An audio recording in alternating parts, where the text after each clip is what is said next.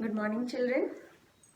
Today we will continue with our the unit that we are doing, Puru the Brave, and we will continue with the writing part today. Okay, children. So hopefully you have completed all your previous works that I have given, which is degrees of comparison, and also the sentences that are given here. You know, the 10 sentences that you have to convert them into the other forms of comparison. So if you have finished that, then we have a writing part, the writing part, which is the jumbled sentences.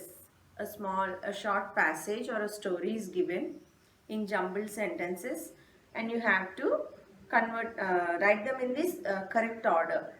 So you have been doing these jumbled words since your first standard, right? When words are jumbled, you put them in the right order. Now here you have to do the sentences. So you have to be very careful because you have to read through every single line thoroughly. Then you should identify which one might come first. Okay. So and then you have to write them in an order. You know that very well, right? But it should be very keen when you're reading it, because a small difference might be there between two sentences, and you can miss there. So be very cautious while you're writing this. Be careful, like read it thoroughly 2-3 times, then you will know which might come first. See, if there are three sentences like um, I had my breakfast.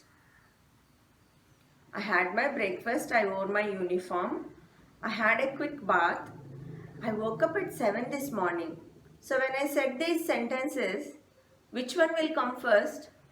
I woke up at 7 this morning, and then which one will come in order? I had my, you won't have breakfast. Maybe you can use the sentence like, see, here taking bath and having breakfast. Any of them can come after waking up, right?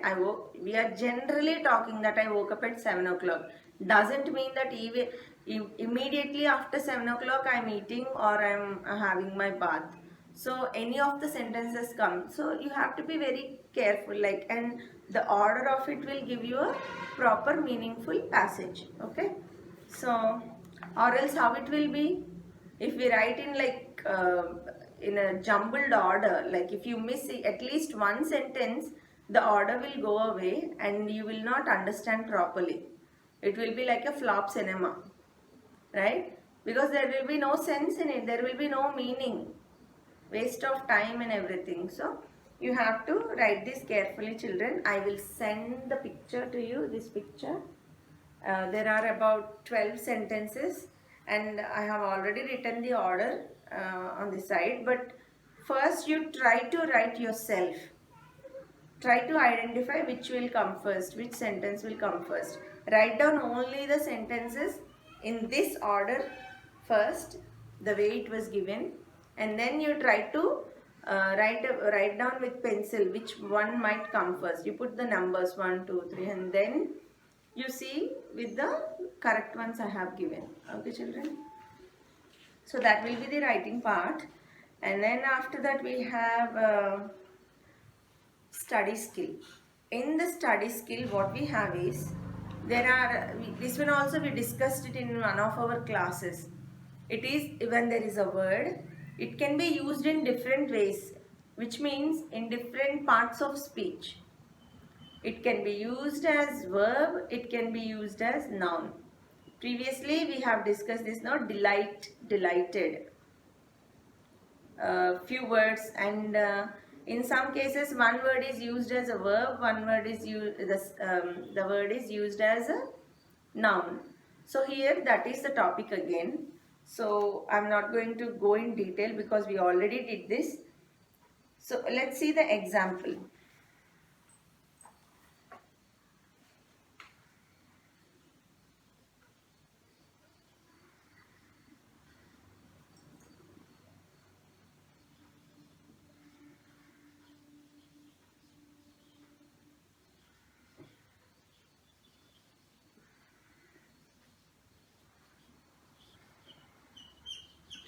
She talks at length about her dress. Talks. Let's see the other sentence, okay? Her talk is boring.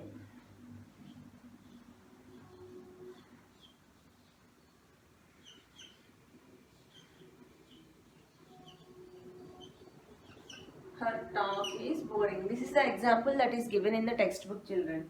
Now when you see here, she talks at length.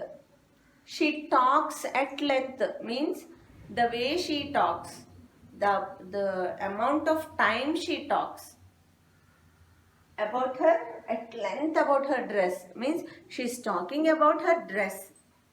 And how is she talking? At a length means without non-stop she keeps talking about her. She's talking so much about her dress. Now here this talks will come as a verb because talking is an action. So she is doing that action, and action words are nothing but verbs, right? Eat, jump, drink, read, write, all these actions are verbs. Now here in the second sentence if you see, her talk is boring. Her talk is boring. Her talk. Here her talk means something she owns. Then it is a noun. Here this talk will come as a noun. Raju's bag. Bag is a noun. Raju is also a noun, but Raju's bag altogether is a noun. Right? My pen. Pen is a noun as well. It might be a different kind of a noun. It command a common noun or proper noun, doesn't matter. But it is a noun. My pen is in blue, writes in blue color. So that is a noun. Here her talk, something she owns, that is a noun. I hope you understood, children. There is a very slight difference here, but you should know where it becomes a verb and where it becomes a noun. It is easy to identify nouns, and obviously it is very easy to identify verbs. No, verbs are nothing but action words. Here talk cannot be an action word in the second sentence because they are not. She is not talking about it right now. Her talk, whenever she talks or whenever that talk happens, so it is a possession of her. Her talk, her bag, my book, all these are nouns. My when I am talking about my, that will be a pronoun because I am not using my name, because I am not using a proper noun or any other kind of a noun. Bag is a noun. So that is how it comes. Now here they gave a few, in a tabular form they gave few words. You have to tick them to which category or to which parts of speech they will belong to, whether noun, verb or adjective. Adjectives are easy, no, because they tend to highlight something in the sentence. They are trying to describe something in the sentence. So that will be easy for you. That will be easy for you to identify, and I will send this picture as well. You can write it down. And the next we have, children, here listening skills. So listening and speaking. So if you see this picture here, this is the Himalayan range. This is the Himalayan range, and if you see, there is this map here and the pink line that is going through. See which countries are crossing through? China, India, Nepal, Bhutan, Nepal, Pakistan and Afghanistan. Somebody striked off the Pakistan. Maybe this is somebody else's book from last year, children. Maybe he doesn't like Pakistan, so he scribbled it out. Anyway, so the Himalayan range. The Himalayan range is like in that whole length. And in that Himalayan range we have Mount Everest, right? Mount Everest is the highest peak. So the Himalayan range is varying from like in many countries, and all these are the mountains. There are several hundreds of mountains there, and one of the mountain which is the highest peak is Mount Everest, and that is located in Nepal. Mount Everest is located in Nepal. Just a sec, children.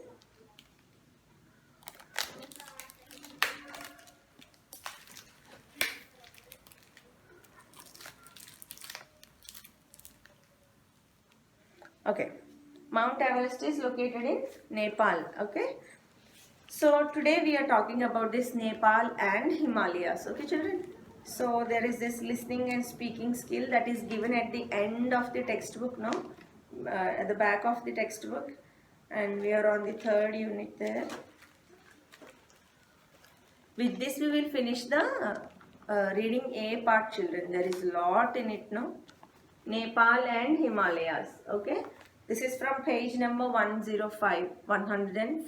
Okay. Now let me read through, and then I will send the pictures as well so you can read. And it's about listening. First you listen and then try to speak. That is what this part is about. Okay. Now Nepal lies between India and Tibet. So where is Nepal? Between India and Tibet. Among the Himalayan mountains. So among the Himalayan mountains means at that range, not somewhere else. So it is there in the range with the Himalayas. It is a country of mountains and valleys. So Nepal, we are talking about Nepal here. Nepal is a country of mountains and valleys. Okay. So the tallest mountain in the world, Mount Everest, is in Nepal. So the tallest mountain is in the world is Mount Everest, and it is in Nepal. And there are several other mountains nearly as high. So there are several. When we were talking about the range here, the Himalayan range, there are like lots of mountains there. And amongst them, the highest peak, the one with the highest peak is called the Mount Everest. And then there are several other mountains which are almost as high as Mount Everest, but they are not exactly the same height as Mount Everest, as high as. So in that case they are very close in that height, but they are not exactly the same height.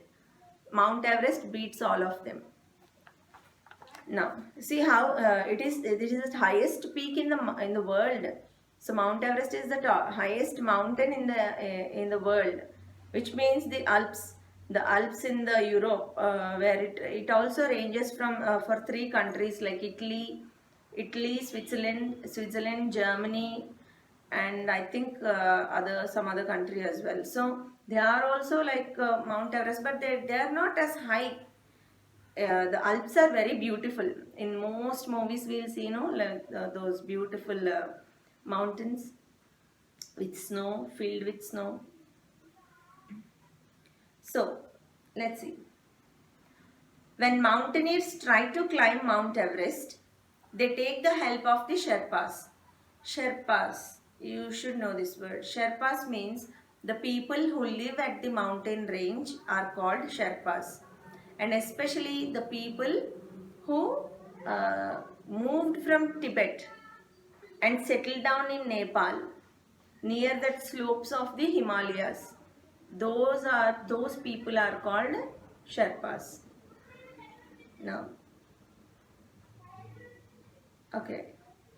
When mountaineers try to climb Mount Everest, see, you know that so many people try to hike, and they try to climb the mountains and reach the Mount Everest. And so these mountaineers means those people who wanted to go on hiking and go on climbing those mountains and all those things. What do? They take the help of Sherpas. They take the help of these people who live in the mountains to carry heavy loads and to act as guides. So guide means what? Those who help us to show the way. They guide us the route. So these Sherpas, these people help to carry our luggage, because we are not used to walking in snow, right? Himalayan range is always filled with snow, lots of snow and rocks. So it is not easy as we are walking on the tar road. It is not as easy as walking on the cement road. We are not used to in that cold weather, we can't carry lot of luggage on our bags. And obviously when we are in cold weather, what happens? Our body tends to dry up. Even internally, we tend to dry up so much. So we have to drink lot of fluids. We have to drink lots of water.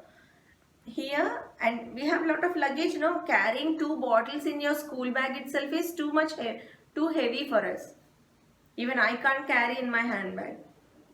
But when people are going through such high mountains, it will take up to few days to get up there.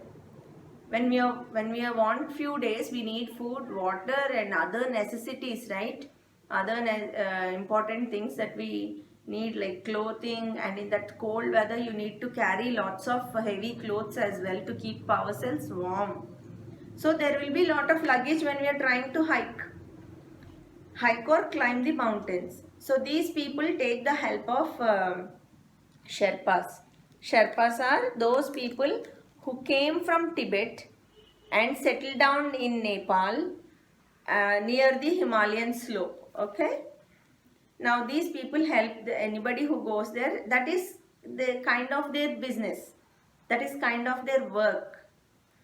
Because at the Himalayas you won't have like lots of shops. In the mountain range you don't have shops. In somewhere outside the cities, in the capital cities, Kathmandu or any other places, you will have hotels and all those things, the tourist attraction and everything. But when we are literally in the mountain range, in the slopes of the mountains, you will not have anything, right? You will not have any facilities there. So what you will do? They really need the help of these people who are called Sherpas, and they help them to guide the route as well. When there is lot of snow, you can't see the route as well.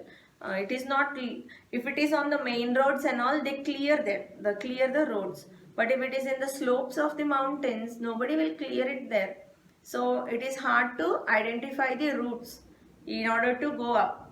So these Sherpas help to carry the luggages and also guide the people who wants to climb the mountains. In the next paragraph, a long time ago, the Sherpas crossed over the mountains from Tibet and made their homes along the slopes of the Himalayas in Nepal. So as I said, long time ago, not just few years back, long time ago, the Sherpas, these people, this kind of people, they moved across the mountains from Tibet. They crossed the mountains from Tibet to Nepal. They came to Nepal because this side is India, the other side is Tibet, and in the middle there is Nepal and the Himalayan range, right? So these people came long time ago. They came from Tibet to Nepal and they settled down at the slopes of the Himalayas, not in the main cities. They started to live at the slopes, which means like they won't have much facilities there. They do not have much to do anything over there. There will be not much occupation, no. They won't have like beautiful shops. They don't need like bookstores and all those things at the slopes of Himalayas. So they are rather like the people of Tibet to look at. So because their descendants, these people came from Tibet long time ago, all their children and their 4 children, like the children of the children, all their generations look like Tibetans only. They don't look like Nepalese. They look like Tibetan people.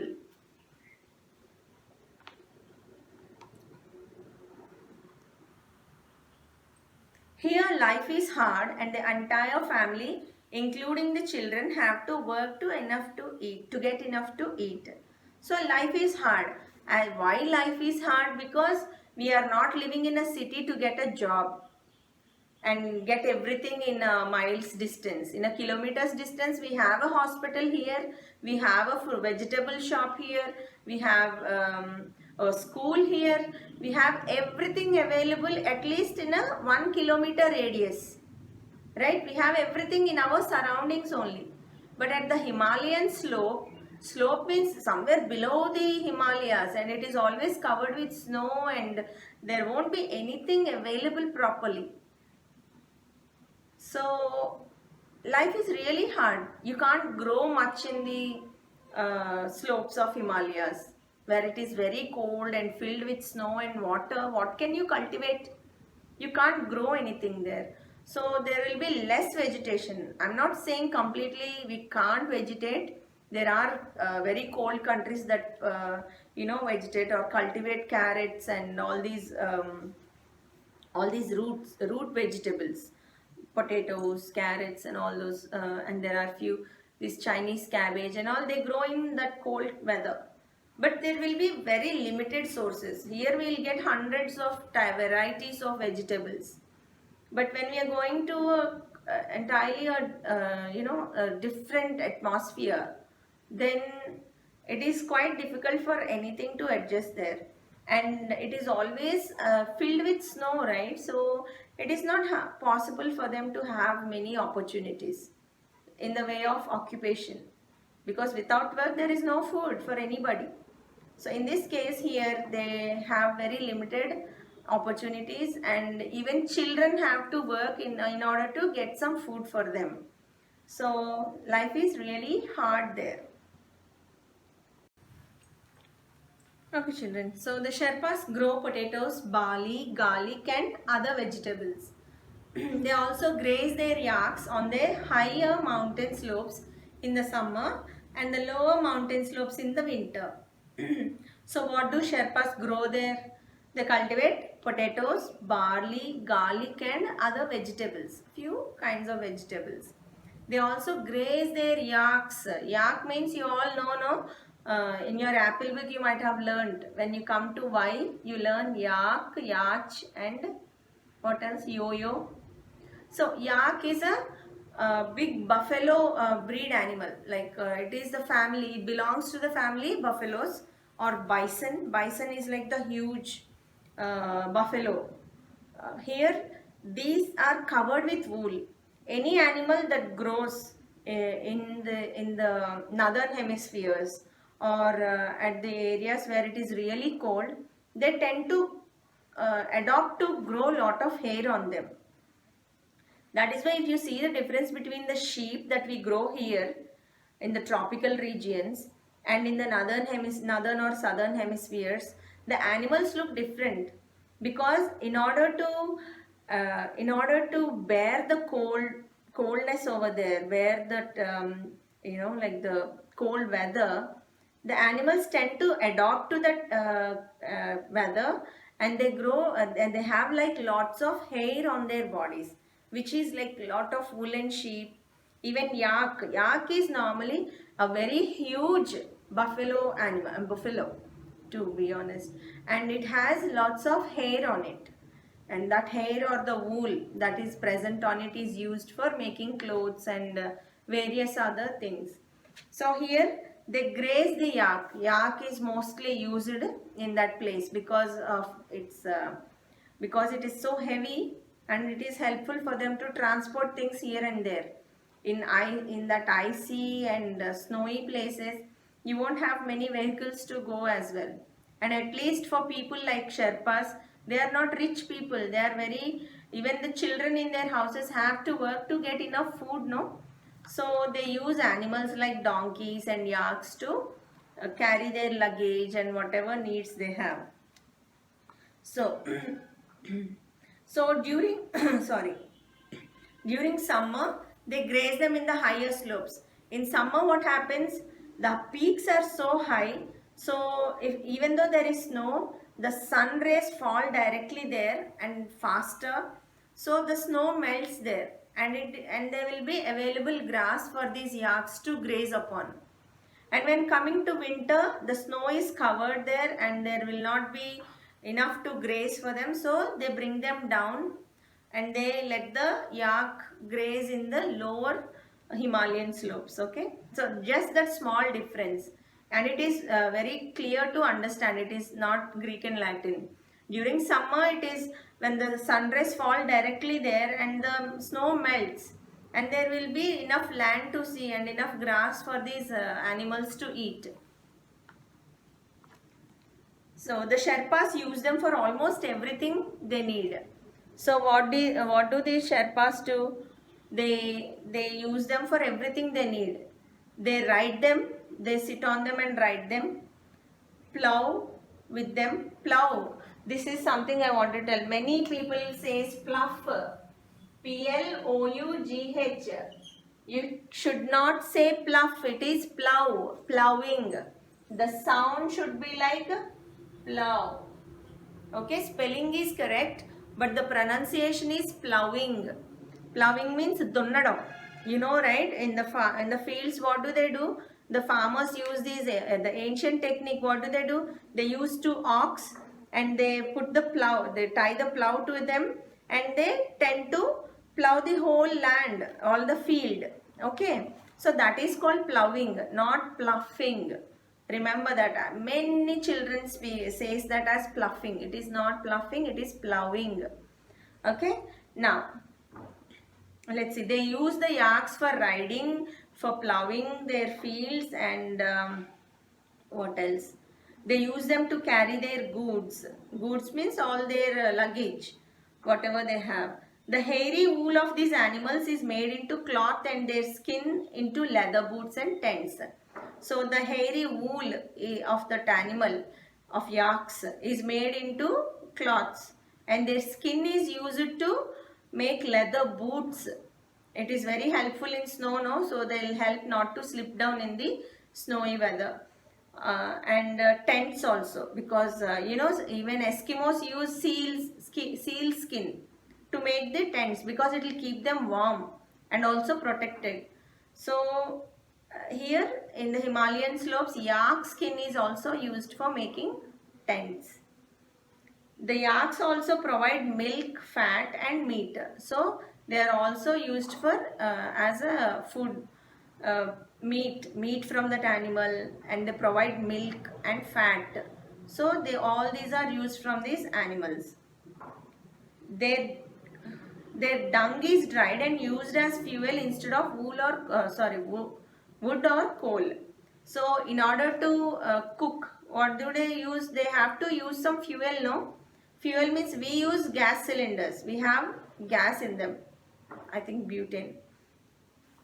But even in olden days when there was no stoves and all, what did we use? They used to use the firewood, no? They used to use wood and then they light it and then put the pots over them and cook. Now these people use, what do they use? The dried dung of that animal. So that animal is useful for them from top to bottom. So they used to use this dried, the dung means excretory material of the yak. This is used, they dry that and then use them as, even in our areas we do know, for pongal and all, gobbemalu. What do? They use the dung of a cow and they put them in the rangoli, right? So in the same way they use them as firewood instead of wood and coal. They use dried dung of yaks. Let's see the fourth paragraph. There are hardly any roads in the Himalayas and everything has to be carried either on animals like yaks and donkeys or on human backs. So people have to carry all their luggage on their backs only. They won't have roads and proper transportation facilities in the Himalayas. So when you see people hiking, they have like big bags on their shoulders, no? And with those only they tend to climb up. But climbing is not easy with such luggage. That is why they take the help of Sherpas. And they use donkeys also in that region to carry their loads. Every children learn to carry heavy loads in large baskets which are tied to them. The baskets are big enough to carry a person. So they are used to that area in the Himalayan slope. They know where to go, which way to go. So these children are also used to carrying big baskets over their backs and they are tied to them. So if you see in the Assam or Ooty or Munnar, there are lots of tea estates. In movies also you might have seen, no, when they are plucking the tea leaves, they pluck it and put them in the bags. Even in Kashmir, they have lots of these apple farms, apple orchards. and they pluck the apples and put them in their baskets behind, and they carry those long big baskets, bamboo baskets. They carry them and it is tied to their waist in front, so the weight doesn't fall upon their shoulders. If we carry too much weight on the shoulders, what will happen? When we are not at balance, we will fall back, because the weight is pulling, the gravitational force is pulling us back. But that is the reason they'll tie it to the waist and also carry them on their shoulders. So children in the Himalayas, the Sherpas children, all are also used to carry those baskets, and those baskets are so big enough that even one person can sit in it. So they can carry a person in that basket.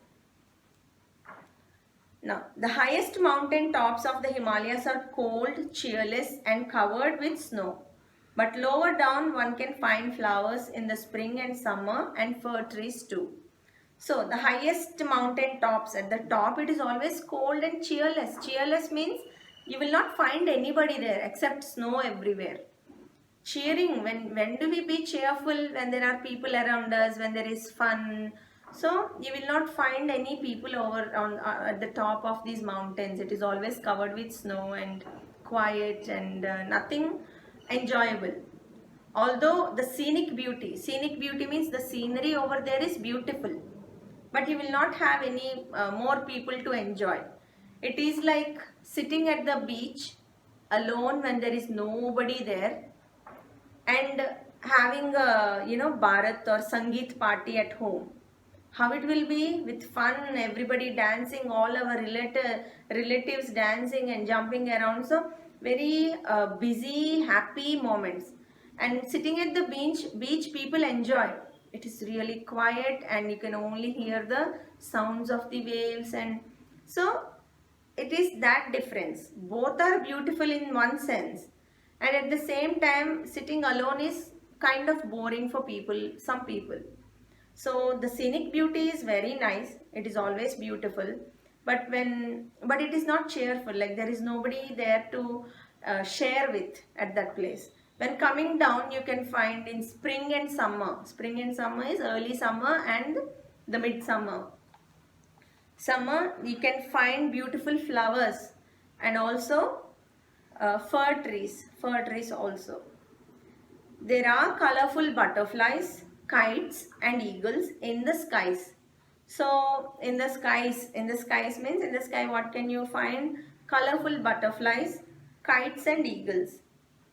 And black and red Himalayan bears hiding in the rocks. So the Himalayan range has these bears with black and red in color. So they hide in the rocks and they fetch for food during daytimes or whichever time is the fish or any other food is available for them. So though the Sherpas lead a tough life in their beautiful country, these small dark-haired people are always cheerful. Although in that area, in that region of that Himalayas, the life is very tough. They don't get everything in handy. So, but still these people are very cheerful, and they are describing these people with dark-haired people, the small dark-haired people, and they are very cheerful, they are very helpful, they are fun to be with. And like most Buddhist people, they are friendly and kind. They are also kind and very friendly.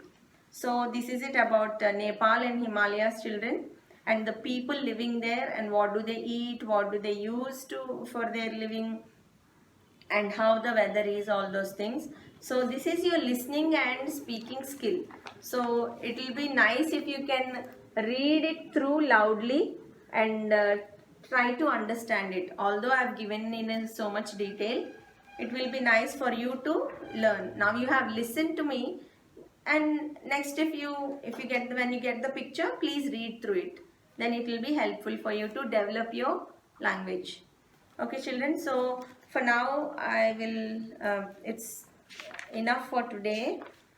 In our next class, yes, we will have the B reading, which is a very nice poem. Home they brought her, warrior dead. Home they brought her, warrior dead. We'll look into it in our next class.